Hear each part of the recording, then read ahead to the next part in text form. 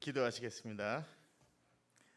아름다운 만남 허락하신 하나님, 감사와 찬양과 존귀와 영광을 하나님께 드립니다. 우리가 신령과 진정으로 드리는 이 예배를 하나님 받아 주시옵소서. 이 모든 말씀 예수님 받들어 간절히 기도하옵나이다. 아멘. 만나서 반갑습니다. 필리핀 사람 같죠? 필리핀 간 지는 27년 됐고요. 27년 됐고 교회 건축 얘기하셨는데 교회는 한 100개 정도 건축한 것 같아요. 100개 넘어간 것 같고요. 제가 코로나 기간에도 하나님께서 축복을 해주셔서 교회를 6개 건축하고 그리고 센터를 또 하나 건축했습니다. 이번에 겨울에 단기 선교팀도 오게 되면은 머무를 센터도 건축했고요. 그래서 제가 죄송한 말씀 하나 먼저 드리고 갈게요. 제가 27년 동안 필리핀에 살면서 이 생긴 것도 필리핀 사람하고 비슷해졌지만 몸도 필리핀 사람하고 얼추 비슷해졌습니다. 그래서 대한민국이 너무 건조합니다. 그래서 제가 지금 입술이 마르는데 죄송하지만 물이 있으면 물 좀 갖다 주시면 너무 감사할 것 같고요. 제가 중간중간 가다가 이게 예, 감사합니다. 이해가 안 되시죠? 건조하다는 게. 예, 감사합니다. 그다음에 또 제가 이제 한국 선교 보고 와서 지금 3번째 설교인데요. 자꾸 한국말이 생각이 안 납니다. 설교하다가 제가 무슨 얘기를 하지만 헤맬 수도 있어요.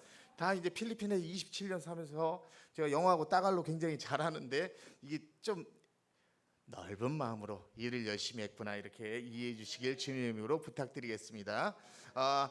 말씀 전해드리기 전에 영상 하나 먼저 보내드릴 텐데 영상 보기 전에 제가 간증을 먼저 하도록 하겠습니다.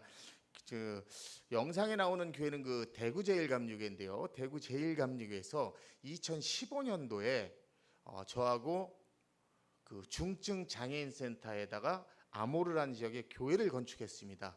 제 평생에 제일 큰 걸 졌어요. 그 당시에 2015년도에 8,800만 원 들어갔으니까요. 필리핀에서. 그래서 거기는 중증 장애 센터니까 장애인들이 다니게도 만들었고 얘네들이 또 정신이 저거 하니까 화장실도 다 넣고요. 교회.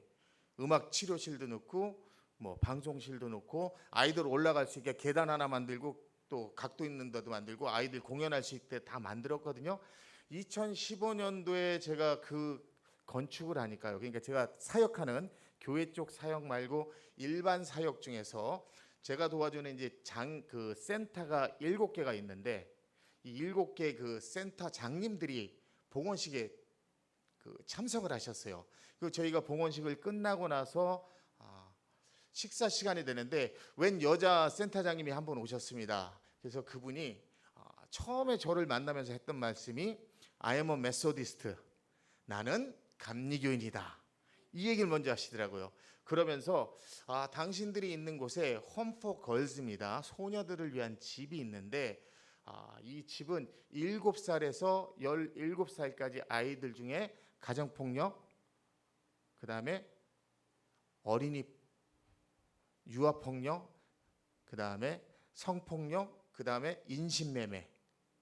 우리는 잘 상상이 안 가시죠. 이런 아이들 중에 피해자 아이들만 그 데리고 있는 쉘터가 있어요. 쉼터가 있는데 이 쉼터에 교회를 하나 건축해 줬으면 좋겠다. 지금 한 70명 정도가 있는데 비가 오면은 농구장에서 예배 드릴 수가 없으니까 좀 아모르 지금 중증 장애센터에서 건축한 것처럼 좀 건축해 주셨으면 좋겠다라고 저한테 부탁을 하셨어요. 그래서 제가 말씀드리기에 그러면 거기가 어디냐라고 여쭤봤거든요.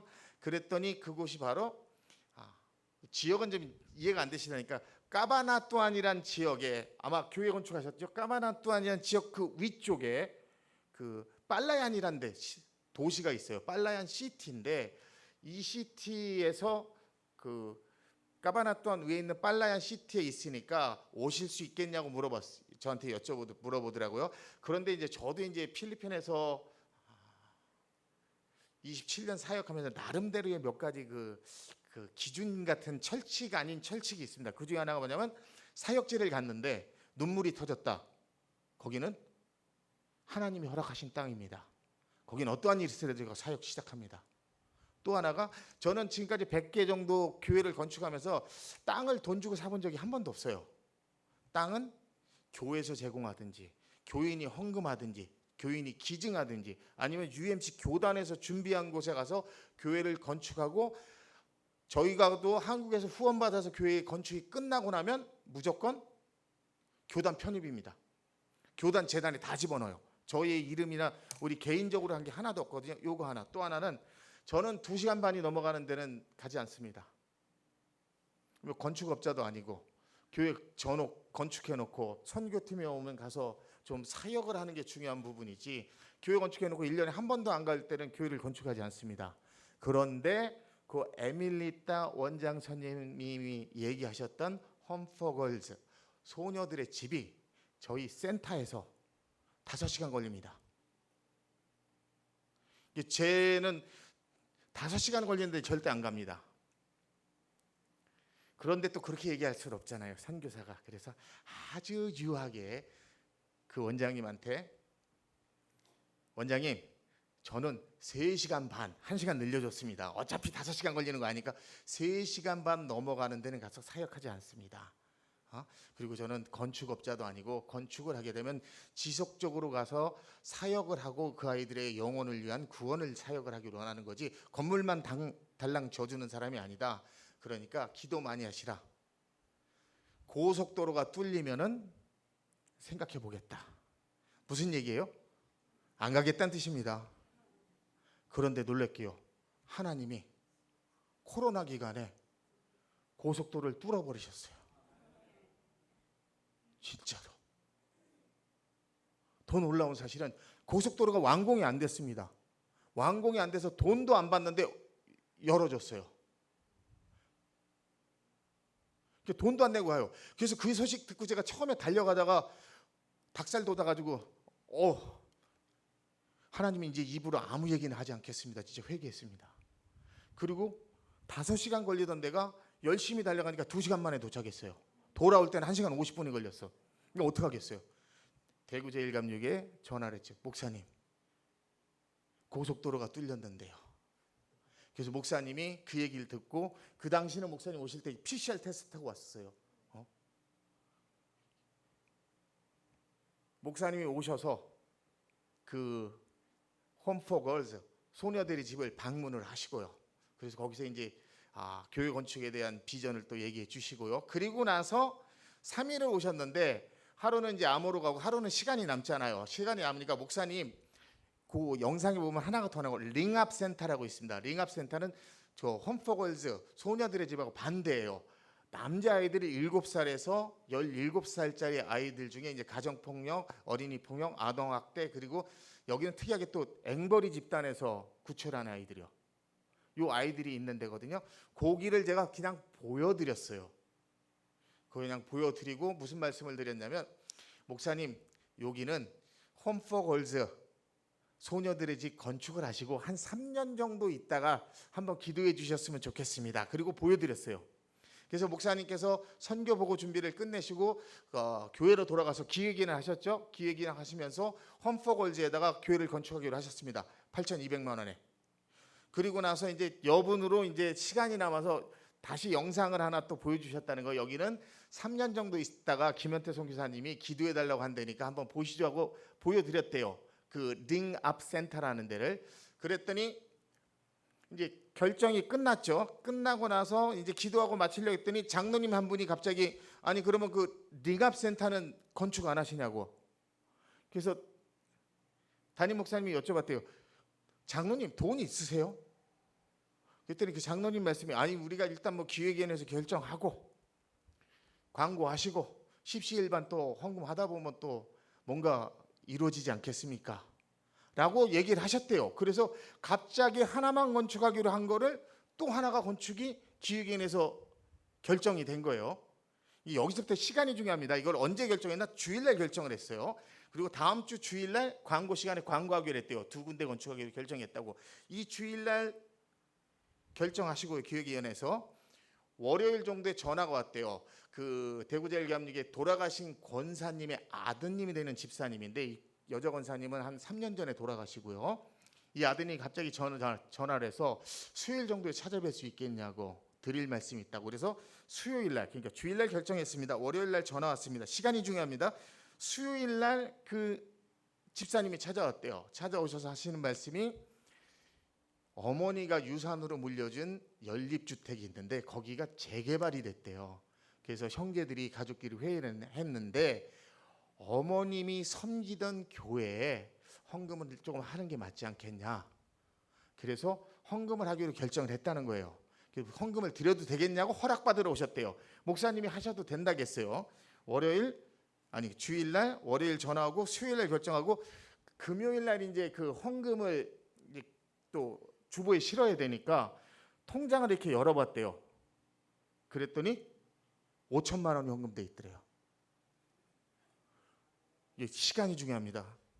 주일날 결정하시고 월요일날 전화 받으시고 수요일날 오시고 금요일날 5천만 원 헌금하시고, 광고 주일날 나가는데 광고도 나가기 전에. 은혜는 누가 제일 많이 받으실까요? 기획위원 장로님들이 제일 은혜 받으셨어요. 결정하시고. 그래서 영상을 보시면은 장로님이 7가정이 오십니다. 그리고 영상을 보시게 되면은 여기는 저하고 이제 교회를 4번째 짓는 거니까 아예 질 때부터 보통 들어가는 입구에 이렇게 문이 있고 그 옆에 창문을 넣는데, 이쪽은 여기다가 목사님 저번에 그 처음 진 교회가 있거든요. 거기 그렸던 그림처럼 그림을 넣어주실 수 있겠습니까? 그래서 여기는 아예 그 벽을 세워버렸어요. 그리고 단기 선교팀들이 와서 2군데로 나눠서 벽에다 그림을 그렸습니다. 우리 저 미술 전공하는 우리 따님도 있겠지만 이거 하루 만에 어르신들이 그린다는 거 굉장히 어렵습니다. 그래서 대구제일감리교에서 3달을 연습하셨어요. 똑같은 모양으로 주차장에 세워놓고 딱 2번 그리고 왔대요. 그래서 오셔서 2팀으로 나눠집니다. 링업센터하고 홈포걸즈하고. 그래서 거기서 그림을 그리셨고요. 봉헌식을 하시고, 제가 제일 은혜가 됐던 거는 그 홈포걸즈에 있는 아이들을 위해서, 거기 있는 아이들은 정확하게는 부모님의 사랑과 가정의 사랑을 받지 못한 아이들이거든요. 그 아이들에게 정말 엄마의 마음으로, 아빠의 마음으로, 할아버지 할머니들만이 할 수 있는 프로그램이 있었어요. 우리 청년들은 절대 할 수 없는 거.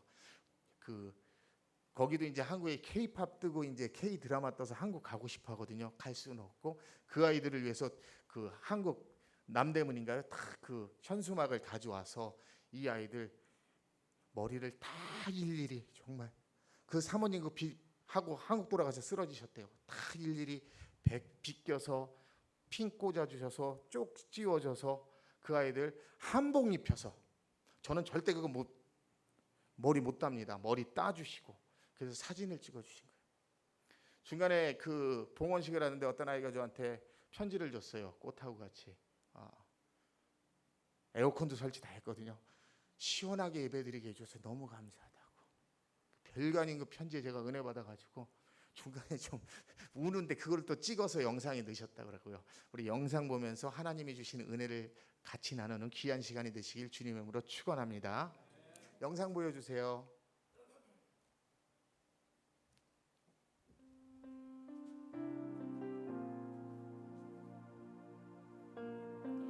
여기는 단기 선교팀 봉헌식팀 평균 연령이 67세였습니다.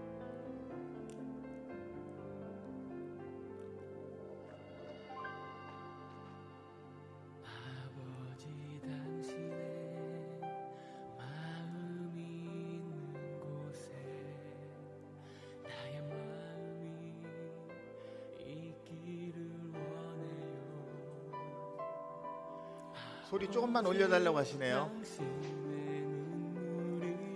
이게 그림 제일 중요한 게 조색이라고 하더라고요. 저 색 만드느라고 오시자마자 밤새 한숨도 못 주무신 장로님 계세요. 제일 문제는 필리핀 페인트하고 한국 페인트하고 다르대요. 그래서 한국에서 만든 색깔들이 안 나오는 거예요.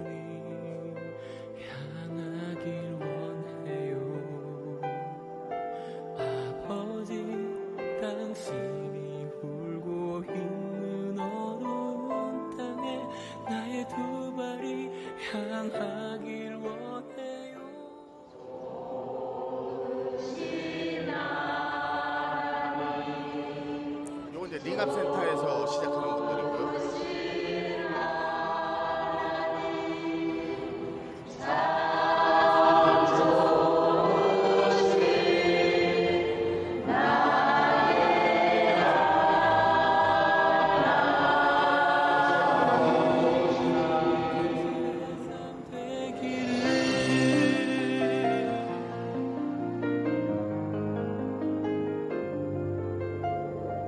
아버지 당신의 마음이 있는 곳에 나의 마음이 이제 봉헌식 하는 겁니다. 응답센터. 있기를 원해요. 아버지 당신의 눈물이 고인 곳에 나의 눈물이 고이길 원해요.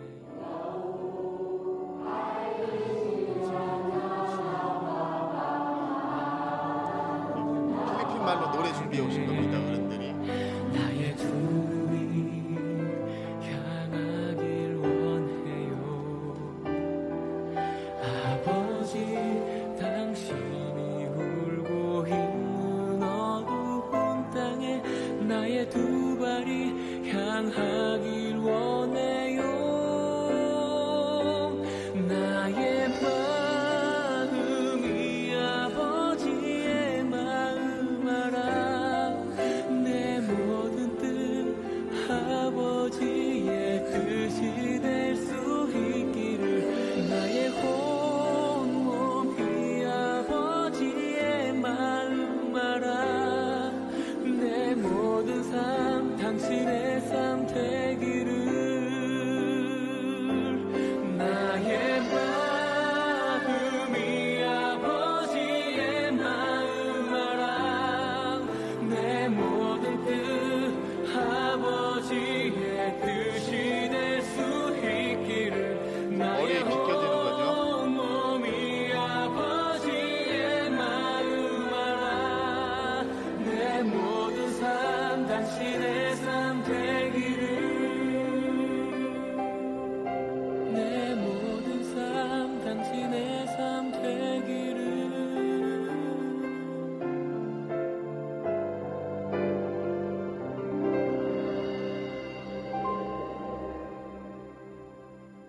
네, 우리 하나님께 영광의 박수 부탁드리겠습니다.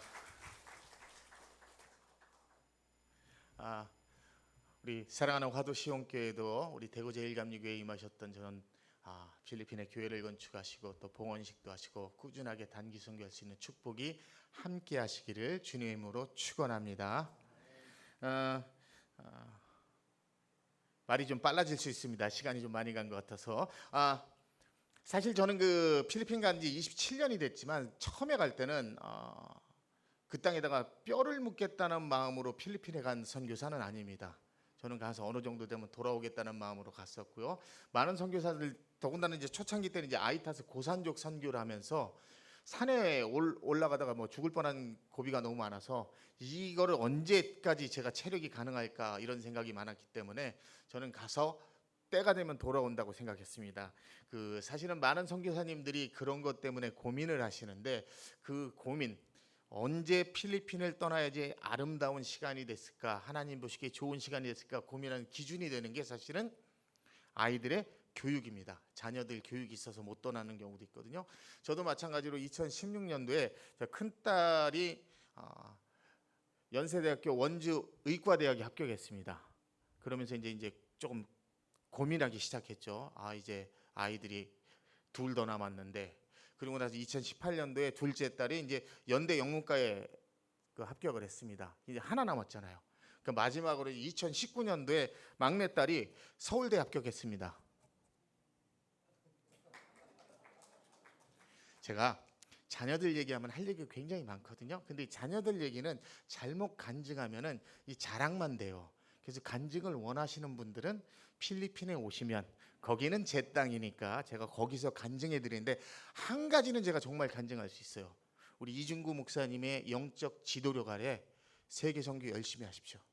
그럼 하나님께서 여러분들의 가족을 축복해 주시고 여러분의 자녀들을 축복해 주시고 여러분의 손주들을 축복해 주시고 그 자녀와 손주들을 책임져 주실 줄 믿습니다. 요거는 정말 간증할 수 있습니다. 근데 서울대는 5일 다니고 자퇴했습니다. 왜냐하면 서울대는 2019년 가을 학기에 합격을 했고요. 2020년 그 봄 학기에 20학번이죠. 언니가 다니는 원주 의과대학 합격했어요. 그래서 서울대는 그냥 과감하게 포기하고 지금 의대 다니고 있습니다.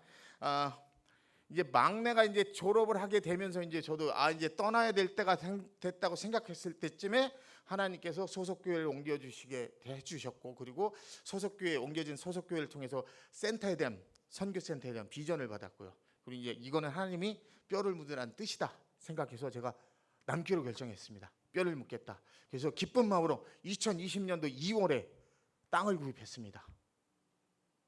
땅을 원래 2개 예약했는데 하나를 샀어요. 2020년도에. 2020년 4월에 담임 목사님이 오셔서 보시고 그러면 바로 시작하면 돼요. 근데 2020년 3월에 코로나가 왔어요. 필리핀은 난리도 아니었습니다. 우린 델타 때 치고 가서, 제가 이제 필리핀에서 고생한 얘기는 하지 않겠습니다. 이제 과거가 돼야죠. 과거에 묻히지 않으면은 그렇게 또 오면은 제일 어려웠던 게 뭐냐면요, 언제 끝날지 모른다는 거. 외국인은 다 나가라고 했었어요. 저희는 필리핀에서 코로나 걸리면은 외국인들은 5천만 원씩 들어갔어요. 의료보험이 안 돼서. 이게 다 과거가 되는 거고요. 이게 문제는 2020년 4월에 시작할 센터 건축이 3월에 코로나가 터지면서 다 안 됐습니다. 그래서 이거를 지어야 될지 건축해야 될지 말아야 될지 고민하고 있을 때 하나님께서 한국으로 와서 백신을 맞아야 될지 막 고민하고 있을 때 하나님께서 정말 피땀 눈물 흘리면서 짓게 해주셨던 말씀들이 있었어요. 열심히 성경 묵상하다 보면은 선교사의 제일 가장 큰 헌신은 뭐라고 생각하세요? 믿음의 신앙인들의 가장 큰 헌신은 순교입니다. 순교. 목숨을 버리는. 선교를, 성경 말씀을 딱 보면서 여호수아서를 읽는데 여호수아서에 나오는 가나안 1세대들 믿음이 있었을까요? 없었을까요?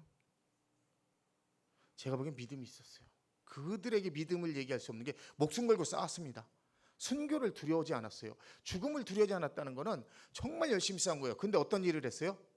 자녀 교육들을 못해서 하나님을 모르는 세대가 나왔고, 그 모르는 세대들이 어떤 세대를 만들어요? 사사기를 만들잖아요. 그래서 이제는 코로나가 언제 끝날지 모르지만 이 코로나 기간에 무엇을 준비하지 않으면은 정말 대한민국도 사사기가 오겠구나. 그리고 이 아이들을 위해서 뭘 할까? 그래서 저 기도하는 중에 하나님께서 주신 은혜가 패밀리 미션 캠프였습니다. 이제는 가족들이 같이 와서 가족들이 선교도 하고 또 뭐 잠깐 쉼도 가질 수 있는 패밀리 미션 캠프를 해야겠다, 이런 마음을 가지고 제가 목숨 걸고 정말 선교 센터를 완공했어요. 그 가장 큰 이유 중에 하나는 다음 세대를 위한 교육을 해야겠다. 다음 세대를 준비해야겠다. 나만 목숨 걸고 순교하면 뭐 하겠냐. 다음 세대를 가르치지 못하면 분명히 코로나 이후에 사사기가 올 것이다. 이런 마음으로 제가 준비했습니다. 사랑하는 여러분, 이 교육하면 생각나는 민족 있지 않으세요? 교육하면 생각나는 민족은 유대인들이요. 이 유대인들이 하는 교육은, 우리 선생님들, 우리 따님, 유대인들의 교육은 하브루타. 이게 그 유대인들이요, 제가 좀 얼마나 대단한 사람들이냐면요, 그 우리가 알고 있는 모든 거는 유대인들이 만든 걸 거치지 않으면 못 삽니다. 쉽게 생각하시면 똑같은 커피를 먹더라도 스타벅스는 누가 만들었어요? 유대인들이 만들었습니다. 던킨 도너츠 유대인들이 만들었습니다. 그리고 우리 열심히 가서 쇼핑하는, 여기는 있나요? 코스트코 누가 만들었어요? 유대인들이 만든 거예요. 세계 인구의 2%입니다. 미국 인구의 2%예요. 2%. 천만이, 미국 670만밖에 안 됩니다. 그런데 미국을 이끄는 사람들이 누구예요? 유대인들이에요. 이 유대인들이 그렇게 될 수 있었던 것은 그들 특유의 교육이 있었는데 그 교육이 하브루타. 대한민국에서도 한참 떴습니다. 이 하브루타라는 교육이 뭐냐면 질문과 대답 속에서 새로운 질문을 창출하고 새로운 대답을 창출한다는 게 하브루타 교육입니다. 계속 질문하고 대답하는 그 하브루타 교육이 떴는데 저희는 하브루타 교육이 될까요, 안 될까요? 절대 안 됩니다. 대한민국에서 하브루타 교육한다고 한참 떴는데 절대 안 됩니다. 왜 안 되냐면 이 하브루타 교육, 그러니까 아이들과 자녀들과 질문과 대답 속에서 새로운 질문을 창출해내기 위해서는 성령의 9가지 열매가 다 필요해요. 그 중에서도 인내의 열매, 오래 참음의 열매가 얼추 예수님 수준에 가지기 전에는 절대 이거 안 됩니다. 제가 그 유대인 교육 무지하게 공부를 많이 하고 하브루타를 하려고 열심히 노력했었지만 저도 우리 그 딸내미들하고 이렇게 얘기하다 보면은 이번에도 와서 잠깐 얘기하는데 믿음의 조상 아브라함이요, 왜 100세에 낳은 그 귀하디귀한 이삭을 하나님께 번제물로 드릴 용기가 생겼는지 난 그 이유를 발견합니다. 이번에도 와서 잠깐 얘기하는데 진짜 하나님께 드리고 싶었어요. 이거를 그냥 아예 소재로 확 태워버릴까, 화목제로 태워버릴까. 우리는 안 됩니다. 하브루타 예수님 수준의 오래 참음의 열매가 없으면은 또 하나, 이 하브루타가 왜 안 되냐면요, 하브루타는 정확하게 얘기하면 교육 방식이에요. 교육 방식.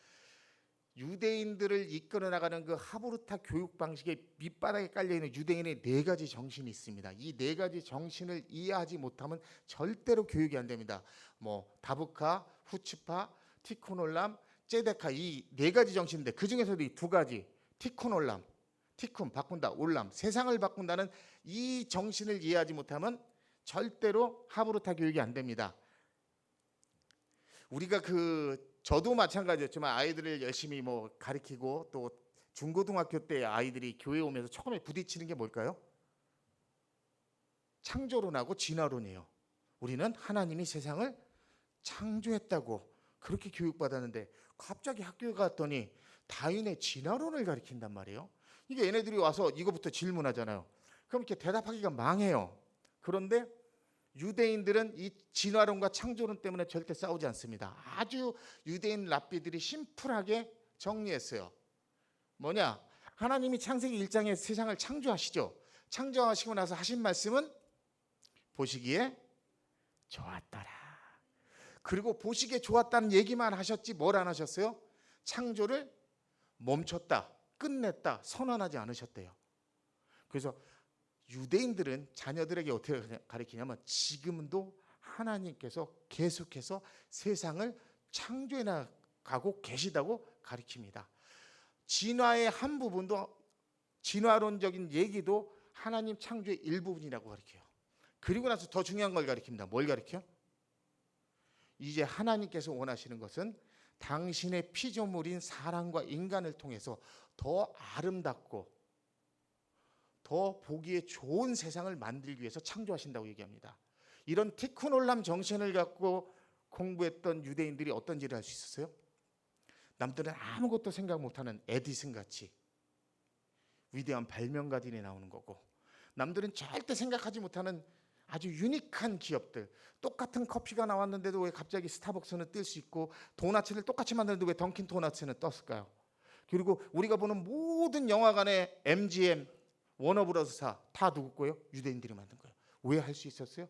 세상을 변화시킨다는 티쿠놀람 정신으로 교육받았기 때문에. 또 하나 중요한 정신이 있습니다. 제데카입니다. 제데카. 이 제데카는 한국말로 얘기하면 자선이에요. 자선. 그래서 유대인들은 어려서부터 동전을 손으로 쥘 때부터 동전 저금통이 하나 있습니다. 그 저금통에 직접 저금합니다. 이 저금통은 누구를 위해서? 고아와 과부와 나그네들을 섬기기 위해서. 하나님이 만드시기 원하던 세상은 어떤 세상이요?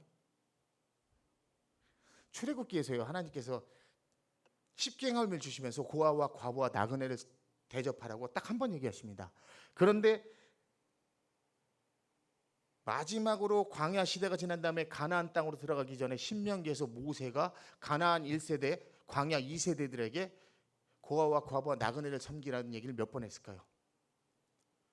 11번 합니다. 무슨 얘기예요? 가나안을 정복하고 만들어야 될 나라가 어떤 나라예요? 고아와 과부와 나그네로 이름 지었던 가장 밑바닥이 가난한 사람들이 하나님을 찬양하고 예배하며 기쁨으로 살 수 있는 나라, 그 나라를 만들어야 되는데 만들었어요? 못 만들었어요? 못 만들었죠. 왜? 자녀 교육을 못해서. 근데 유대인들은 그 ጼ데카 정신으로 어려서부터 계속 통장에 돈을 넣게 합니다. 그리고 정말 이 아이가 어느 정도 됐을 때 그 통장이 찼을 때 고아와 과부와 나그네를 위해서 헌금합니다. 이런 마음으로 훈련됐던 아이들은 어떻게 돼요? 나누고 섬기고 사랑하고 봉사하고 옆에 사람을 도와주는 게 삶의 일부분이 되고요. 하나님의 정의가 되고요. 하나님의 공의가 되는 거예요. 당연히 나눠줘야 됩니다. 그 많은 유대인들 중에 부자들 굉장히 많이 나왔죠. 강처럼 카네기부터 시작해가지고 그 사람들이 돈을 버는 첫 번째 이유 중에 하나는 더 많은 자선을 하기 위해서. 이렇게 교육받은 사람들이 나중에 어떤 일을 할 수 있었어요? 우리가 알고 있는 인슐린, 스트랩토마이신, 소아마비, 백신, 누가 다 만들었어요? 유대인들이 만들었습니다. 소아마비 백신 같은 경우는요, 이거 특허청에 특허 넣는 순간에는 떼돈 법니다. 아주 돈방석이 안 둬요. 근데 특허 냈을까요? 안 냈을까요? 안 냈습니다. 왜? 고아와 과부와 나그네로 되어 있는 가난한 아이들에게 다 나눠줘야 되니까 특허 안 냈습니다. 이런 일 어떻게 살 수 있어요? ጼ데카 정신으로 공부했기 때문에, 훈련받았기 때문에. 티쿤 올람 정신, ጼ데카 정신이 주는 게 뭐예요? 무슨 얘기겠습니까? 동기부여예요. 동기. 우리 아이들은 내가 무엇을 할까라는 동기부여가 되는 그 순간부터 아이들이 움직이고 공부하고 준비합니다. 억지로 시키면 안 됩니다. 저도 우리 큰딸 의대 가라고 한 적이 없습니다. 근데 첫 번째 의대 가기로 걔가 결정한 게 뭐였냐면, 첫 번째 저하고 같이 사역했던 게 의료 선교팀 통역했어요. 통역하다가 이제 빨간 약 발라주다가 이제 그때 심장병 어린이를 하나 발견했거든요. 제가 이제 여기 심장병 어린이, 이 심장병 어린이 간증하기 시작하면 또 거의 하루 종일 해야 되니까 그냥 다 줄이고요. 심장병 아이를 발견해서 제가 한국에 데리고 와서 세종병원에서 수술해서 갔습니다. 이에 그 이빨 2개일 때 발견해서요.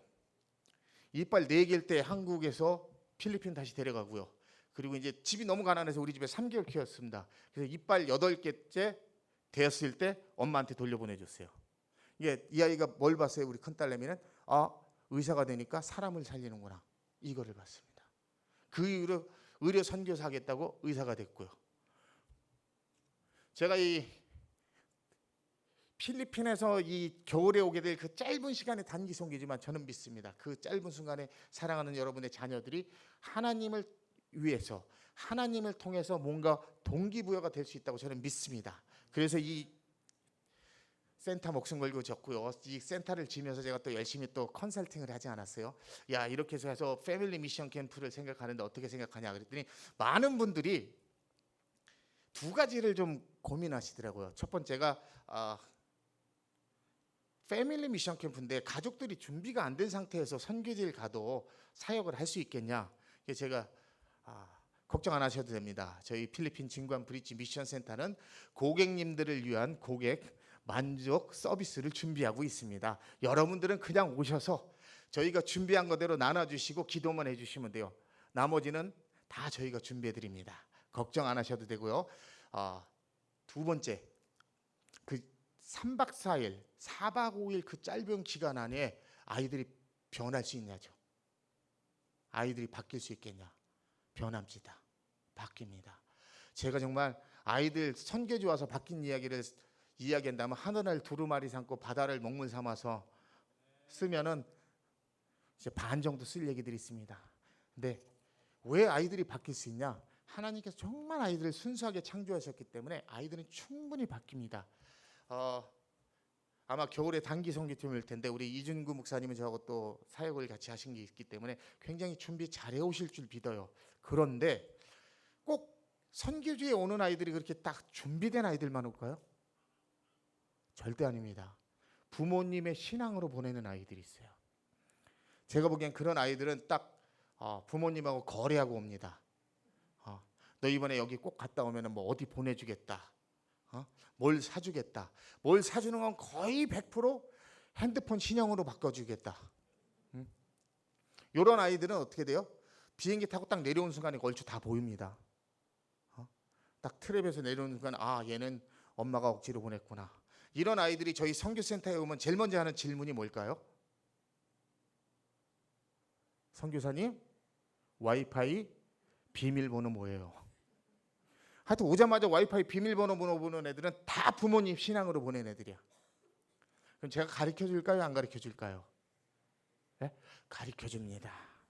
안 가르쳐 주면 걔 하나 때문에 선교 그 단기 선교팀 분위기 싸해져요. 무조건 가르쳐 줍니다. 그것도 제가 불러서 제가 다 찍어줘요. 그리고 그렇게 얘기합니다. 야, 필리핀은 한국같이 선진국이 아니기 때문에 속도가 굉장히 느리고 불규칙적이다. 그러니까 너만 사용해야 된다. 그걸 걔만 가르쳐 줍니다. 그리고 다음날 사역 갔다 와서 비밀번호 바꿔버립니다. 분명히 나는 가르쳐주고 그럼 얘가 안 되니까 계속 쳐다보는 거예요. 응? 이 핸드폰을 쳐다보는 그 아이의 모습이 야 예수님께서 3일 만에 무덤에서 부활하셨더니 나의 핸드폰도 3일만 더 참으면 한국에 가면 최신형 아이폰으로 바뀔 것이라는 그 부활의 핸드폰 부활의 신앙으로 쳐다보는 아이들이 있어요. 이 아이도 성령이 인도하는 순간에 1시간 만에 바뀝니다. 우리 오시게 되면 이제 또 중증 장애인 센터 가서 사역할 텐데 진짜 중증입니다. 거기 있는 아이들은 그 교회 문을 들고 가면 거기는 이제 움직일 수 없는 아이들이 딱 있어요. 휠체어 탄 아이들이 한 20명 정도 그 뇌성마비부터 시작해가지고 CP 신경계열의 아이들까지 쫙 있어요. 근데 고기를 지나서 맨 앞으로 가면 이제 조금 이렇게 5% 부족한 친구들부터 쭉 있고 앉아 있는 거거든요. 근데 이 선교팀이 핸드폰만 쳐다보는 그 여자아이가 있었는데 이 아이가 그 문을 따고 들어가는 순간에 제가 보니까 성령님이 인도하셨어요. 그리고 나서 다른 친구들이 그 아이들한테 가서 어떻게 해요?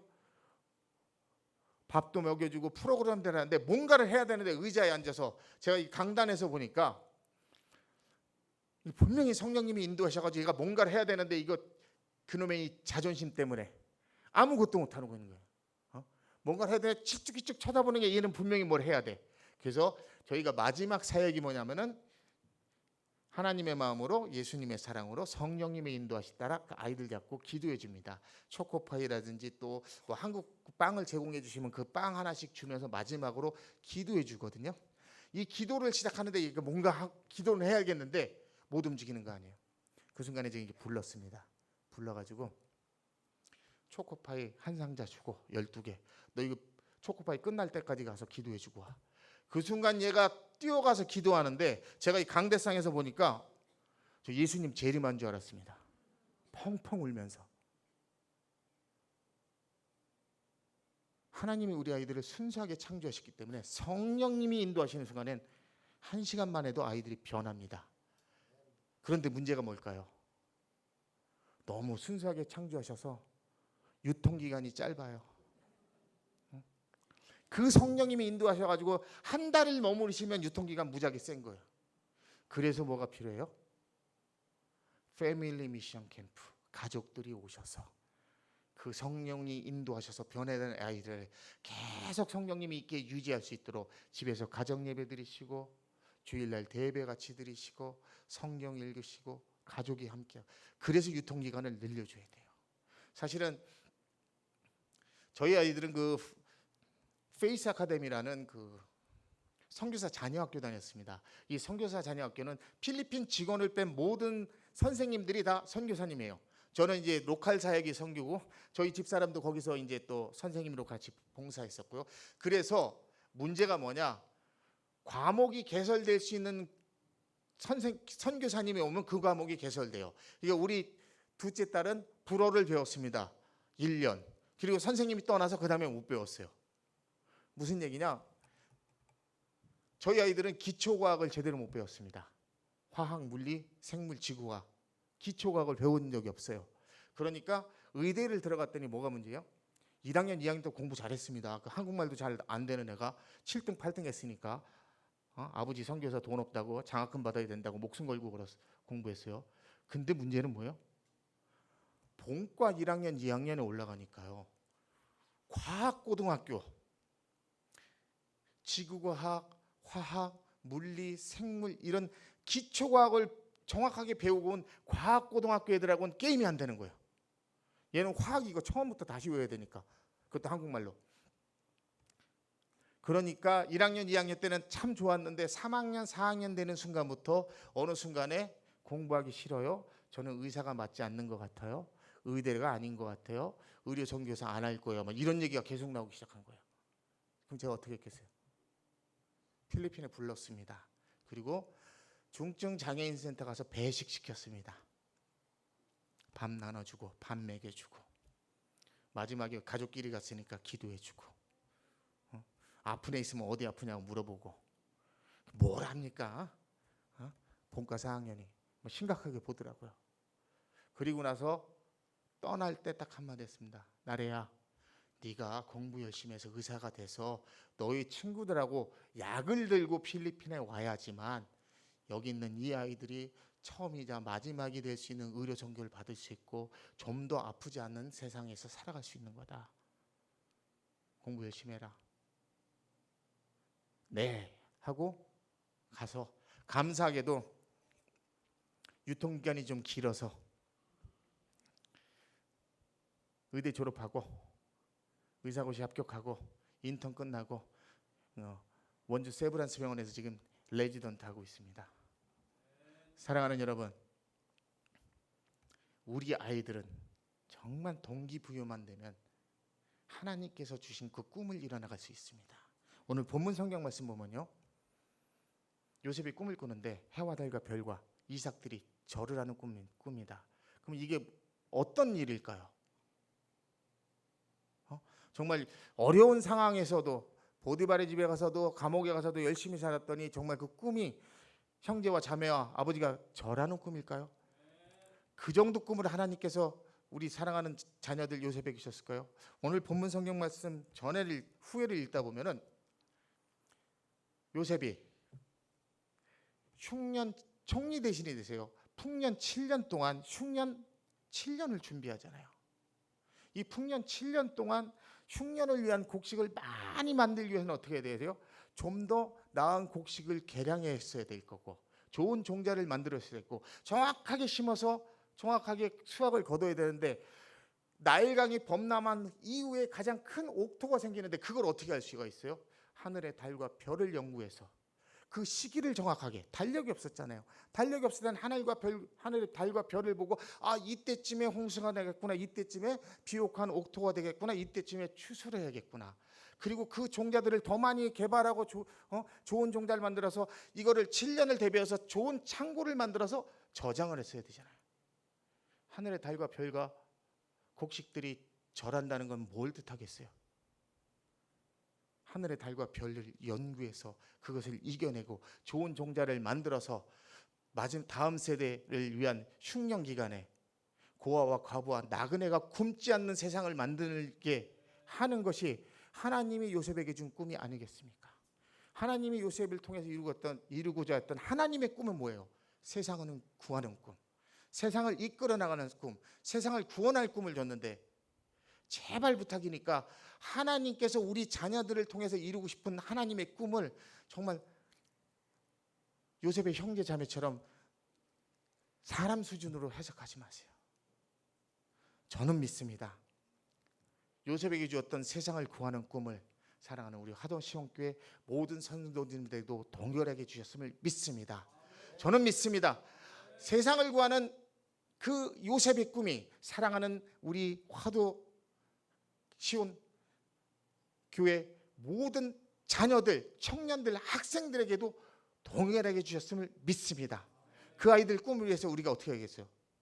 기도해 주시고 후원해 주시고 걷는 걸음마다 동행해 달라고, 함께 해 달라고 그들을 서포트해 주시는 사랑하는 여러분들이 되시기를 주님의 이름으로 축원합니다. 기도하시겠습니다. 하나님, 사랑하는 우리 자녀들을 축복하여 주시옵소서.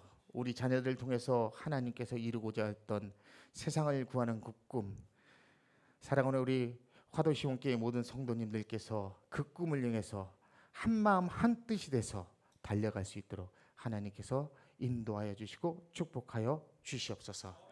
이 모든 말씀 예수님 이름 받들어 간절히 기도하옵나이다.